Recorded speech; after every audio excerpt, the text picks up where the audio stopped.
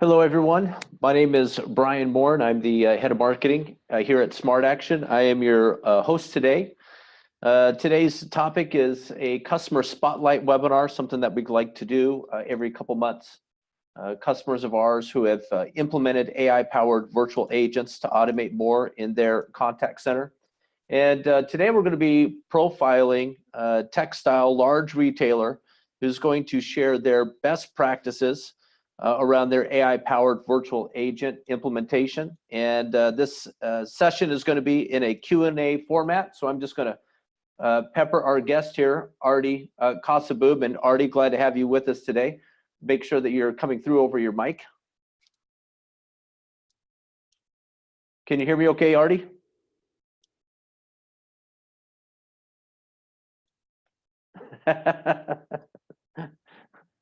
Artie, I know you're with us. We were just chatting. Just a second. Let me make sure that we get you connected, and let's get your audio synced up.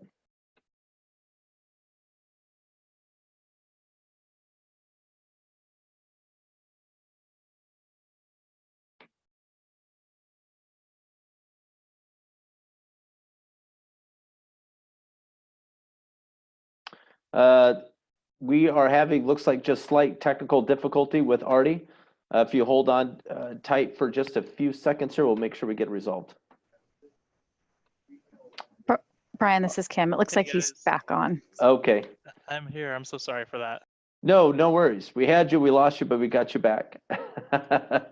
So all I just wanted to do here is just set up for those who have joined in. Obviously they've joined in not to hear from us, Smart Action. They've joined in to hear from Artie. And Artie, I'll introduce you in just a second to share a little bit about yourself and tell us a little bit about TechStyle. But those that have joined in you may be wondering, well, who is Smart Action? Who's hosting this in the first place? And I do not like belaboring long company overview slides, so I'll make this quick. Smart Action started as an AI research company back in 2002, so we're not the new kids on the block when it comes to AI development, machine learning, natural language processing. And where we fit is with companies who are already using a contact center platform or IVR. It might be a Genesis or an Avaya. In the case of TechStyle, it's NICE in contact with them and so on. And those organizations lean on us to expand their self-service automation in those environments. So on the lower left, you can see our awards and recognition on screen. But if you do want further evidence just beyond what the analyst community says, and you want to know what your peers think, all you have to do is just Google Gartner Peer Insights. It's one place where you can go and see vetted reviews and see who is the top rated and most reviewed virtual customer assistant solution there among the likes of IBM, Watson, and others. So I just needed to get that shot in. So Artie, what I want to do is introduce you to our audience. They've joined in today to hear a little bit about your implementation with AI-powered virtual agents and what you've seen and experienced. But first, why don't you tell us just a little bit about yourself and tell us a little bit about TechStyle. Yeah, absolutely. First of all, thank you, Brian and team at Smart Action for hosting this. And I would be glad to answer any questions here on the webinar, but also if anyone has questions afterwards. I love this. This is my bread and butter. This is what I wake up and enjoy doing every single day, day in and day out. So yeah, a little background of myself. I've got 10 plus years of contact center experience. I focus specifically on global customer service teams and technology. The larger the contact center, the better. I love supporting not only the contact center as my direct customer, but also the customers of the companies that I support as well too. I've been here at TechStyle for a little over a year and a half, going on 2 years now. I'll go into kind of the TechStyle, what we do, what our brands are, and a little background into that in a little bit. As you could see, there's a list of 5 different brands that we support.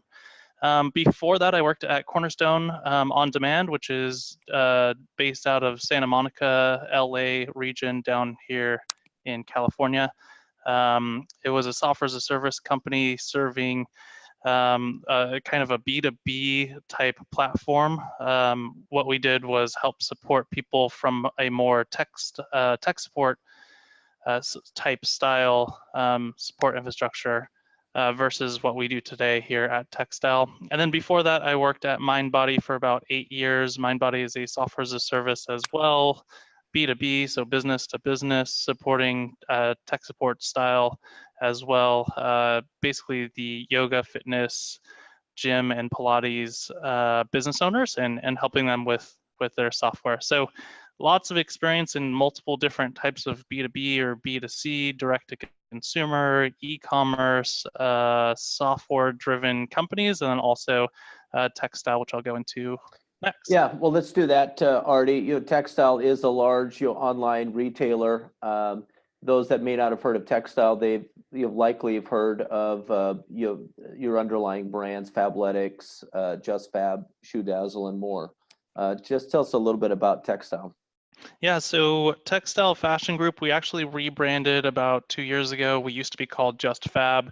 What we do is we successfully launch e-commerce website brands partnering with celebrities. So celebrities like Rihanna, Kate Hudson, Kelly Rowland.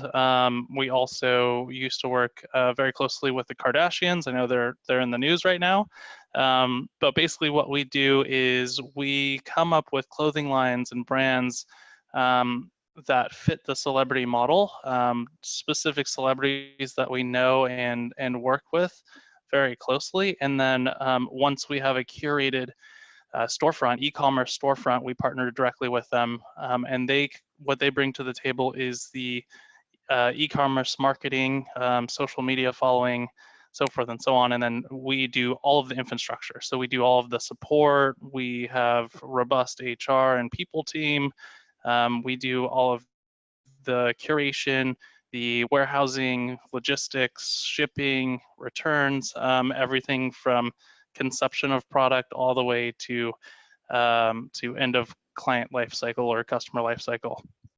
So, Artie, why don't you just maybe jump right in and you can share with us some of your contact center, facts and figures.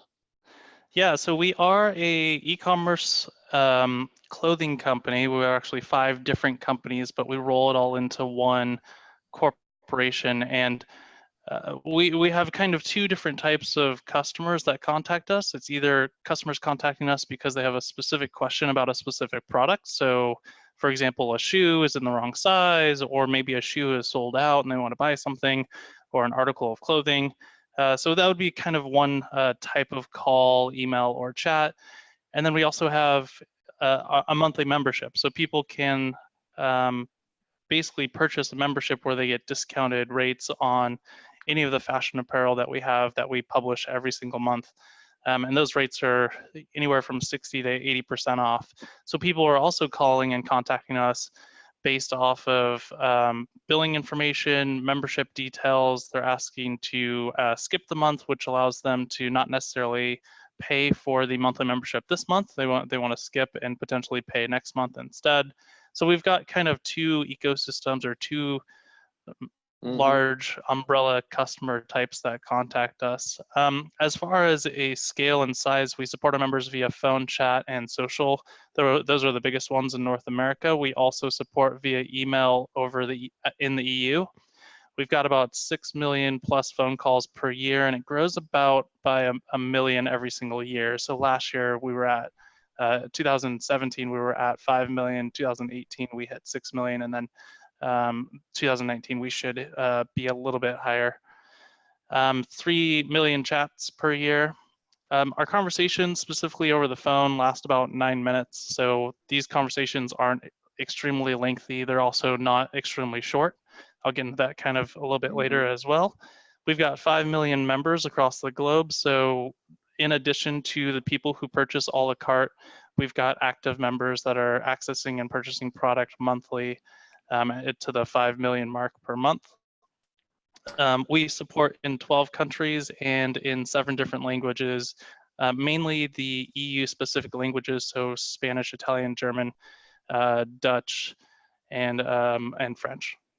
So I do want to just encourage the audience that if you do have any questions or comments, all that you have to do is just click on that Q&A box icon, and just submit your question, and we'll tackle that either as I'm going through this Q&A with Artie, or once we get to the bottom of the hour for anything we haven't answered, we'll stop there and answer all questions that come in. So as we go along, please do chime in.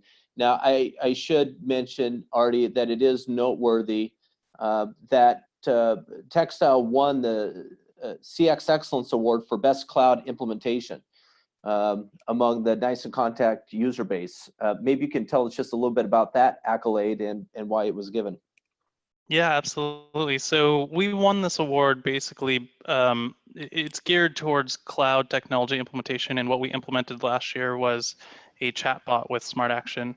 And what the chatbot did was service our customers reactively and proactively on our website when they're shopping through e-com or browsing through our FAQs.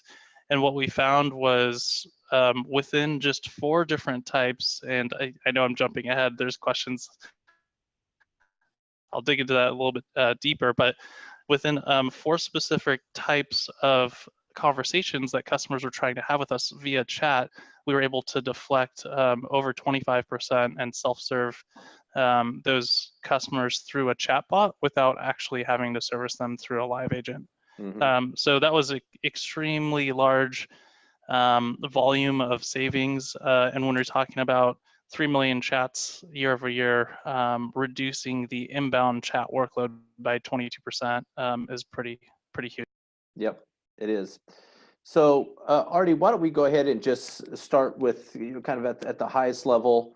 First, just talking about which call types and chats are you automating with AI-powered virtual agents right now?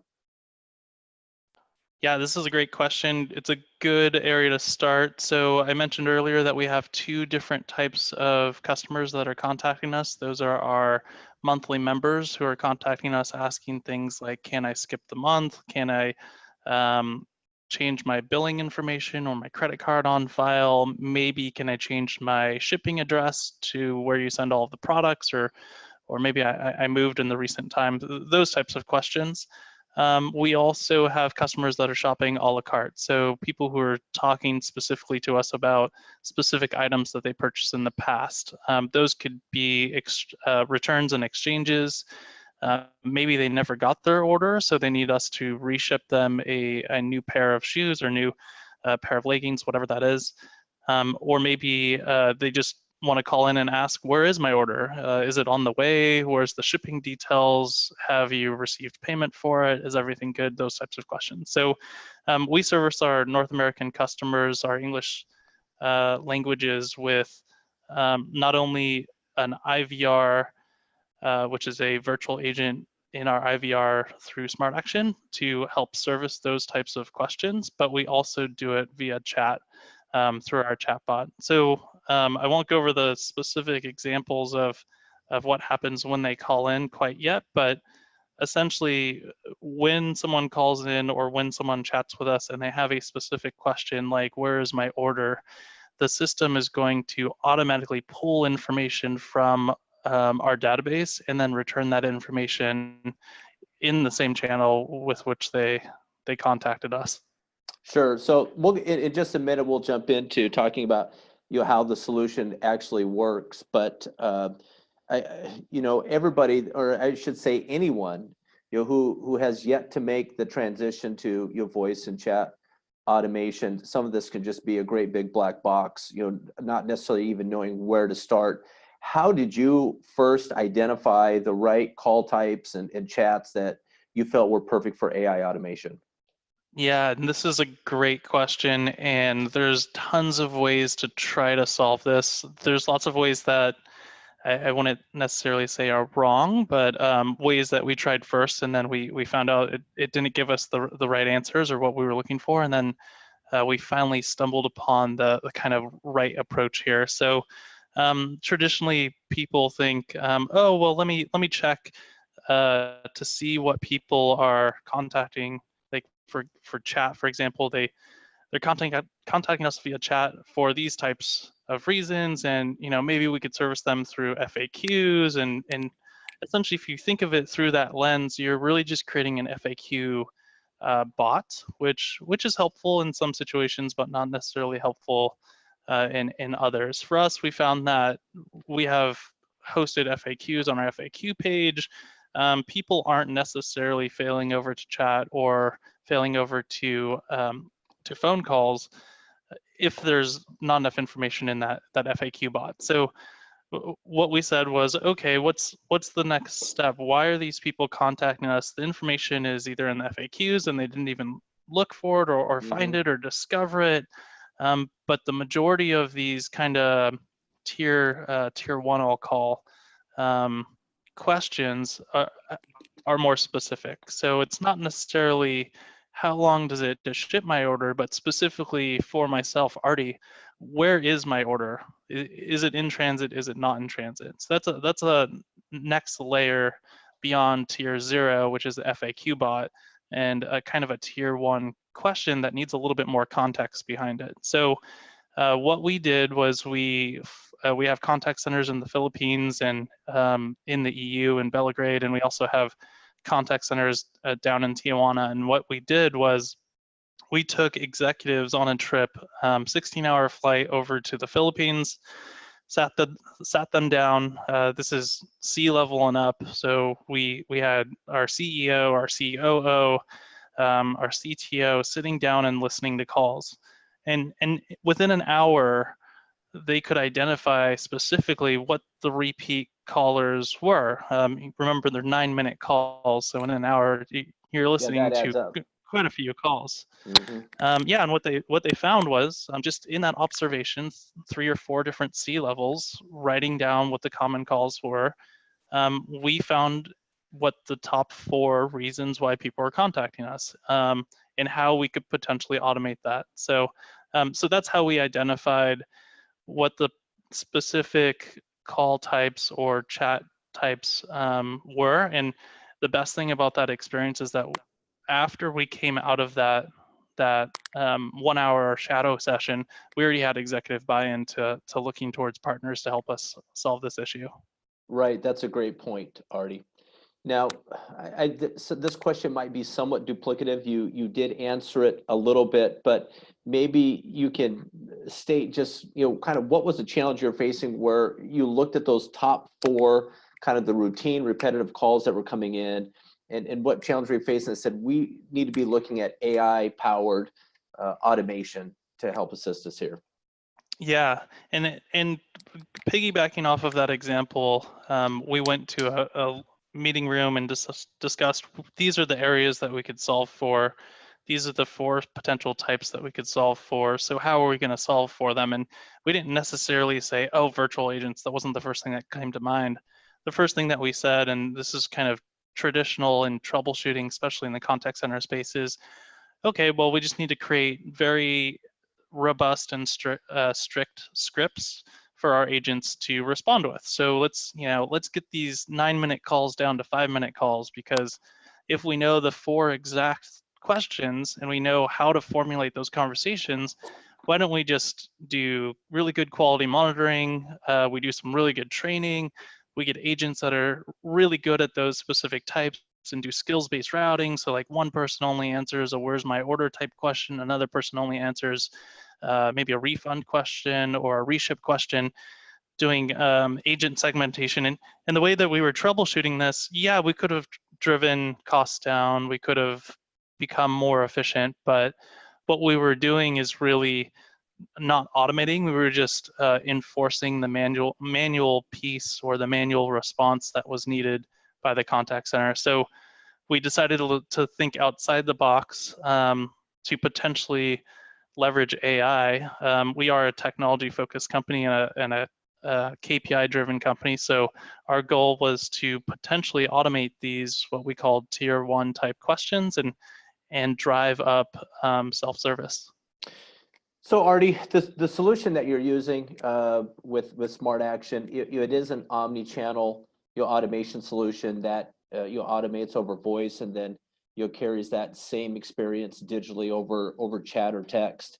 Is there any reason that you can speak to why you went with a third-party cloud-based company for AI-powered self-service instead of going the traditional route when it comes to voice automation, which is going through your contact center platform vendor, buying some, nuance, speech recognition license, paying for the professional service to program the logic and build it yourself? Yeah, great question. We do have a pretty robust technology team, product team here internally. So we could have built it out. It would have taken us a very, very long time. We probably would have hit some pretty large stumbling blocks. So to quickly answer your question, I would say in a couple areas, the first bullet point would be we wanted to go to market rather quickly and potentially A/B tests to prove out the concept of doing AI virtual agents versus just internally resource-wise taking months and years to develop our own. And then the other thing was we knew that there was third parties out there that could integrate with our technology systems, like you had on your first slide, all the IVRs and ACDs out there in the world who've already perfected it. So yeah, we wanted to vet it out, but also be able to kind of A/B test and tweak things and focus less on the technology and development side and focus more on the customer experience side. Yep, good. Well, Artie, why don't we just go ahead and dive in and talk about how the solution actually works. Perhaps you can walk me through examples, one or two call types, and just talk about how a virtual agent handles it. Yeah, absolutely. So I think, and I'll give you the example of the more complex one, which is our phone virtual agent embedded into our IVR, only because that's where we started, and then we went to chatbot. We wanted to tackle the most complex one first and the highest contact volume channel first. So basically, someone will call into our IVR, and the first thing that the member experiences or the customer experiences, thank you for calling JustFab, how may I help you? So very, very simple open-ended question, and the member or customer can say pretty much anything.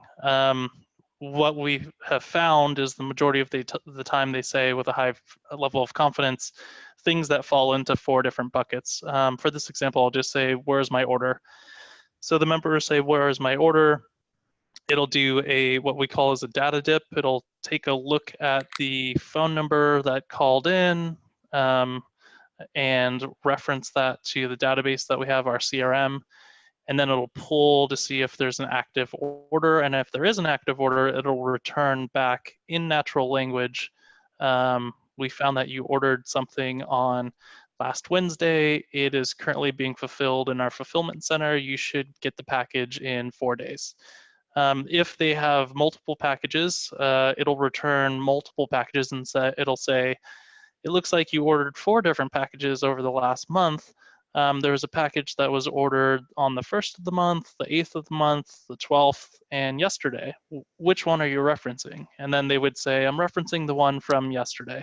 Then it would pull that record and say, it's still in transit or it's already shipped in halfway there, something like that. So that's how the self-service solution works. It leverages natural language. It leverages our IVR. So there's no more press 1, press 2, press 3. When every time everyone pushes 0 because they just want to talk to someone. Right. Instead, it actually does the work that the agent would be doing, solves the issue, and either self-service contains, or if it's a complex issue that doesn't have a necessary answer and can't self-service, it'll say, it looks like that's a complex issue. Let me go ahead and send you over to an agent, and then puts them into queue. Gotcha. Artie, some contact centers do have some, hesitation, particularly around implementing voice automation. Maybe sometimes for the sins of the past that the technology just isn't very good yet or not good enough yet. Obviously, everyone's chief concern is around customer experience. How would you answer those that are holding back on at least the voice automation piece for these reasons? Yeah, and something I said earlier, try not to be fearful, but also A/B test. So if you are fearful, you can set up these environments where you only push, 10 calls a day, and then you listen to those calls and see what the experience is, or you reach out to those 10 customers directly via email and say, hey, you just went through a beta test. How did you like that experience? Collect that feedback and then move. So you could stagger these types of developments or releases. That's what I would recommend. For us, we have found that the technology specifically the voice technology is actually way better than what we use today. We in Smart Action, you guys help us with this. We actually have to put a kind of robotic accent, if you could call it that, to help the customer know that they're actually working with a robot or working with an automation, and they interact in a different way when they know that up front versus it being too natural language and it feels like you're actually talking to a real human. And then when you find out, oh, they have to transfer me to another human, that's confusing, because I thought, Right. you know, I was just tricked into thinking that I was already talking to a live agent. So I would say test it out, tweak it in a way that makes sense for your business. We personally, we call it AI Anna, so we put a real human name to it, but you don't have to.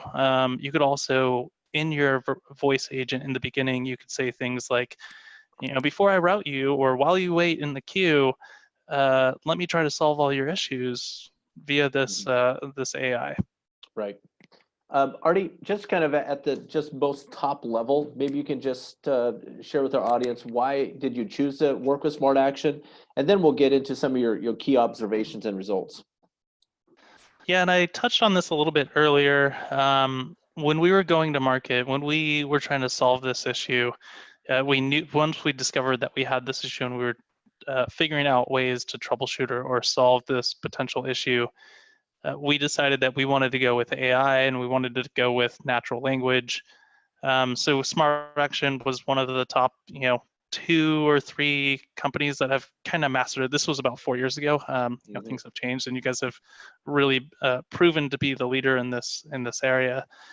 But when we were shopping around and trying to understand who can potentially help us, we were looking at different potential vendors, and those different vendors had different levels of engagement. And the reason why we chose Smart Action was very turnkey, out of the box, didn't have to focus too much on development, which was key for us because this is something that was extremely new to us. I'm sure it's very new to a lot of the people who are probably listening to this webinar.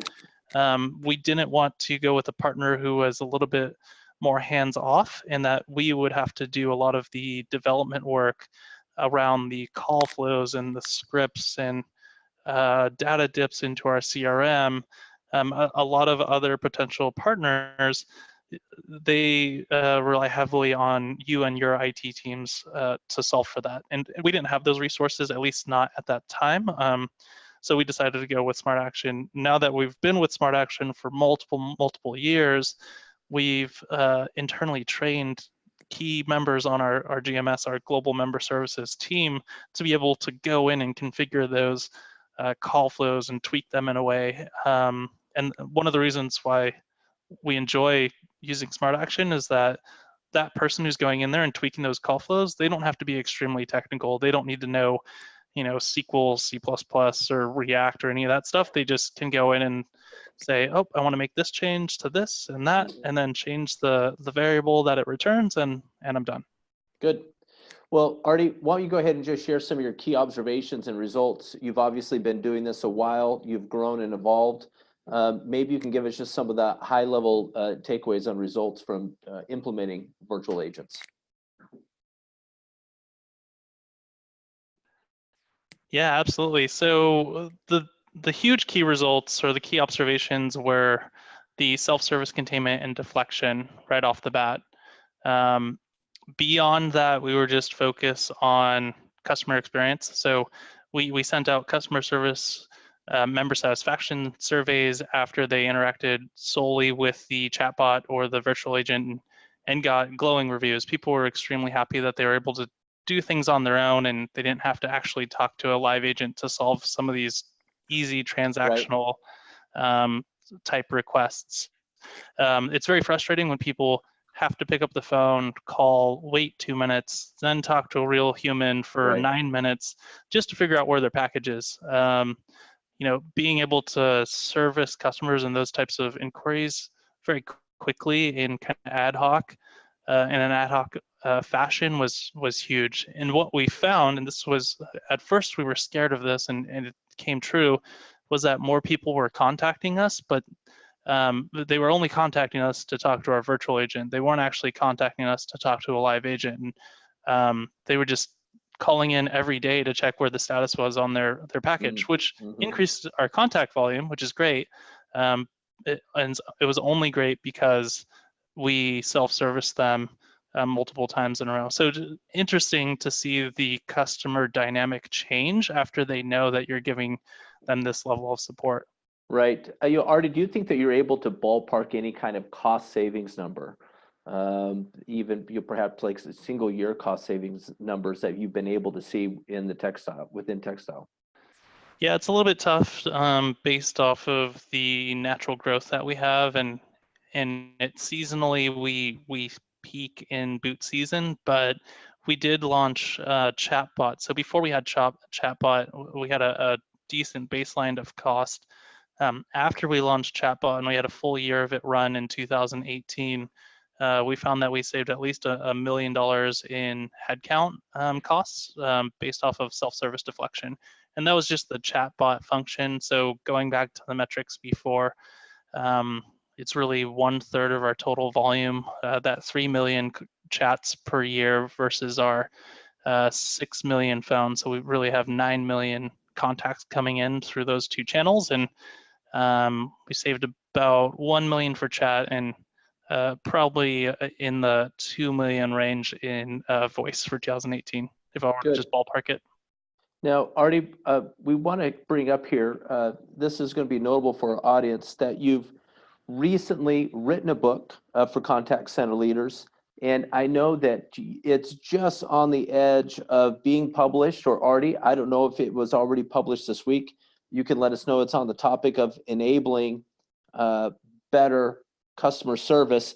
And I know that you have one of the chapters dedicated to your AI-powered self-service. And I don't know if you can share some of the highlights from that chapter of some of the need-to-know information or best practices.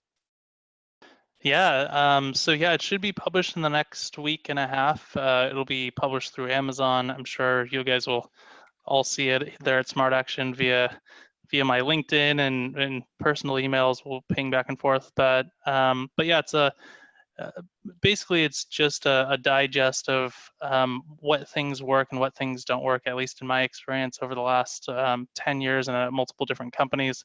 There are a lot of technical chapters, so there are some you could dig really far into the weeds, but the majority of it is really high level, so strategic, what works, what doesn't work. It runs the gamut of people, product, and process. A lot of the product stuff is the technical stuff, how to do integrations, how to do data dips, how to select partners and vendors when you're looking for new partners and new vendors, how to set up an ecosystem or technology stack for your contact center. So how do you structure your IVR, your WFM, your third-party partners, your data layer?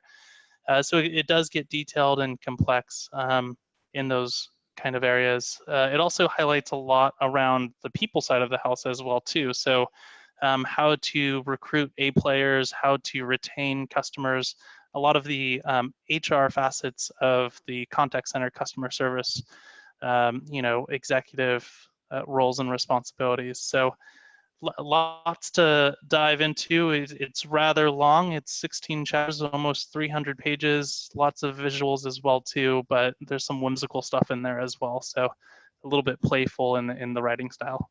So we will let everyone that is attending today, whenever Artie's book is published, we will be sending out a follow-up email to you to alert you, so you do know where you can make that purchase and when you can. I know that we've gone just past the bottom of the hour, just a little bit. So if you do have a hard stop, we appreciate you taking the time for joining in as you could. If you're looking to engage Smart Action, you may want to do a call study to investigate the call types and chats that are taking place in your organization to find out where is there the perfect fit between your call types and AI automation. Also, you just may be interested in seeing a demo and hearing the experience both over voice or seeing it in chat. You can go to the smartaction.ai website and contact us there and just let us know the reason for your engagement, and we'd be happy to assist in any way that we can. what I'd like to do is just move to a Q&A session. So any of those of you that have been listening in, any questions that you may be sitting on, this is your chance to throw it Artie's way and get answered. He's been in this area doing AI-powered automation for a while. Certainly one of the forerunners in doing that, and showing how agile that they are over at TechStyle in regard to what they do in their contact center space. So Artie, while we wait on questions to come in, if there are any, I can think of one that our audience would likely be interested in hearing, knowing that you've made that transformation and knowing that you've grown and developed over time. Are there any big challenges or hurdles that you can speak to that you ran into while you were rolling out virtual agent automation that you had to work to overcome? Yeah, nothing from a technical side. We actually went up and running pretty quickly. I would say internal buy-in and that kind of A/B testing timeframe was a little hectic because we were really putting our customer service and customer experience in the hands of a third party, which Right. it's very customer facing and something that we'd never done before. So there was lots of C-level executives who had eyes on it. There was lots of analysts internally, business analysts that were running numbers and KPIs to understand, is this working, is this not working? So exciting times. I wouldn't say hurdles, other than we didn't expect the amount of time and resources needed internally to just answer and field those questions internally and run ad hoc reports to see how successful this pilot was.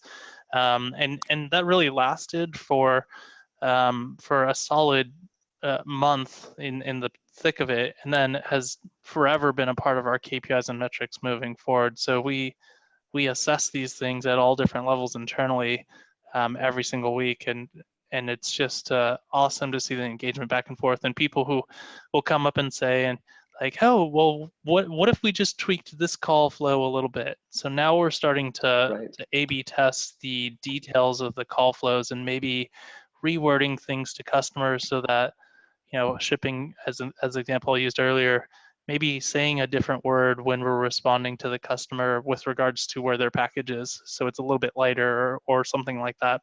So we're engaging at different levels and then bringing that all the way through to Smart Action, our partner, to help develop and A/B test. So yeah, no extreme hurdles. I would say nothing but good and positive feedback throughout the whole experience. But it was a little bit extra work than what we originally planned for. So, Artie, do you feel like you've automated everything that you can automate right now? In other words, is there a roadmap in place on where you're going next? Or do you feel that you're doing everything that you can do at this point? Yeah, there's always more for us to do. We want to expand not only channels, so we want to expand outside of the voice, the inbound voice and the inbound chat. We want to do callback, so we want to automate the way that we call our customers back so they could initiate a callback while they're waiting in queue, and then when we call them back, we could have the AI virtual agent validate if the person who we call back is available or if it goes to voicemail, or all of these different options. So that's something that we're expanding to on the channel front. We also want to expand to different languages. We have this for North America today. We want to expand this to Australia and the UK so that we could support those customers with AI virtual agents and chatbots and automation. Eventually migrating over into the other core languages as well too, so German, French, Italian, Spanish, so forth and so on.